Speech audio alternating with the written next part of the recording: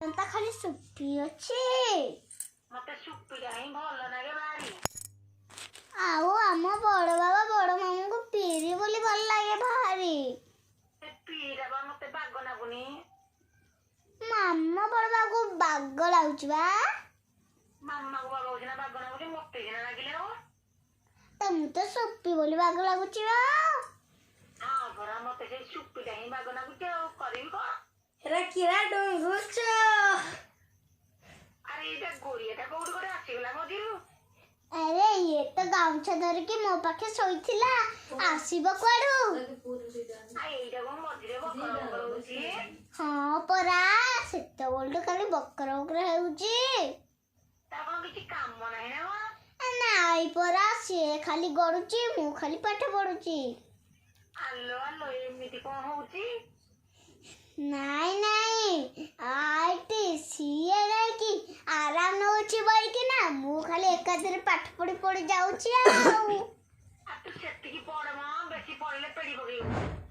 ତେଡି ପକେଇବି ନାଇଁ ପାଡି ପକେଇବି। ସେ ଉଡିଯିବ। କିଏ? ଗୋଡିଆ ଉଡିଯିବ। ସିଏ ପରା ଗୋଡିଆ ମୋ ପାଖେ ଶୋଇଛି। ତୁ ଯଦି ପେଡିବୁ ସେ ତାହେଲେ ଉଡି ପଳେଇବ। ମୋ ମାମା ପାଇଁ ଏବେ ଟିକେ ପୁରୀ ଟାଇମ୍ ହେଲା ନା, ଆଉ ନହେଲେ ତ ସେ ପେଡି ହେଇଥାନ୍ତା। ତୋ ମାମା ଆଉ ବଡ ମାମି କଣ ରୋଷେଇ କଲେ ମ? ପୁରୀ କୁ ତରକାରୀ ମ। ବାପଲୋ ପୁରୀ ଛାଣିଛନ୍ତି, ଏରା ଖାଇଲେ ଝଡିବଟି? ହଁ ପରା ତାଙ୍କୁ କେମିତି ଝରୁଛି ଆମକୁ ଝରୁନି ଆଉ। କେମିତି ମ? ଆରେ ଆଜି ପୁରା ହସର ପରା ଖବର। ଆମ ଗାଁରେ ଆଜି ନାଟକ ପ୍ରୋଗ୍ରାମ ହଉଛି। ଆଜି ହସର ଖୁସି ଖବର। ସତରେ ନା? ହଁ ଆଜି ଗୋଟେ ଖୁସି ଖବର ତମ ପାଇଁ ମୁଁ ରଖିଛି, କହିବି କି? କହିଲୁ।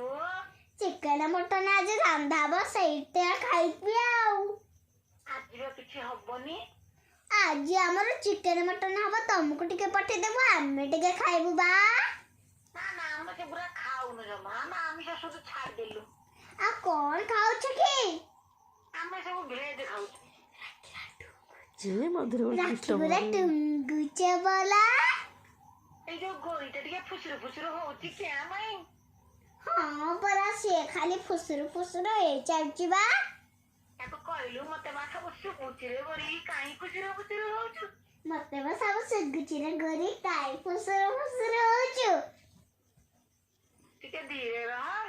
ଟିକେ ଧୀରେ ରହ, କାଇଁ ଏତେ ହଉଛୁ ବା? ଚିକେନ ମଟନ ତ ଆଜି ଗେମ୍ଫିବୁ। ସେତିକି ଗେବେ, ଅଧିକା ଗେମ୍ପିଲେ ଲାଟିନିକି ଘରକୁ ହବୁ। ହଁ ପରା। ବୁଝିଲୁଟି? ହଁ। କଣ ବୁଝିଲୁ?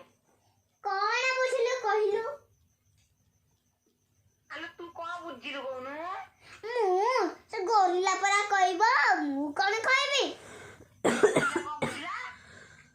ଗୋରିଆ ବୁଝିଲା କି ତା ମନରେ ଗୋଟେ ଚିନ୍ତା ଅଛି କି ସେ ଚିକେନ ମଟନ ଖାଇକିନା ଭାତ ଖାଇକିନା ଶୋଇପଡିବ, ଆଉ ମୁଁ ଖେଳିଦେବି କେମିତି, ଆଉ ଶୋଇପଡିବି କେମିତି, ଆଉ ଖାଇଦେବି କେମିତି। ତା ମନରେ ଏତିକି ଖାଲି ବୁଦ୍ଧି ଅଛି, ଆଉ ପାଠ ପଢିବା ବୁଦ୍ଧି କିଛି ହେଲେ ନାହିଁ।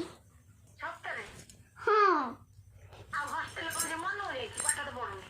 ପାଠ କଣ ସେ ଆଉ ପଢୁଛି, ସବୁ ତ ଖାଲି ଉତ୍ତର ଜବାବ ଦଉଛି ଆଉ ତମକୁ ଆଉ। ହଁ ଏଇନା ସିଏ ଗୋଟେ କଥା ଥିଲା। ଏଇଟା କଣ କହିଲା? ଏଇଟା ଆକୁ ସବୁବେଳେ ମୁଣ୍ଡରେ ପୁରୁଛୁ ପରା। ନା ନା ଏଇଟା ସେ କଣ କହିଲା? ଏଇନା ପରା କିଛି କହିନି। କିଛି କହିନି, କଣ ଗୋଟେ କାନରେ ବା ଫୁସୁରୁ ଫୁସୁରୁ ଏଇନା ଗଲା, ମୁଁ ଏଇନା ଶୁଣୁଛି। କେତେବେଳେ ଗଲା ବା? ଏଇନା ଶୁଣିଛି। ସିଏ ଏବେ ଫୁଚୁରୁ ଫୁଚୁରୁ ହେଲା କି?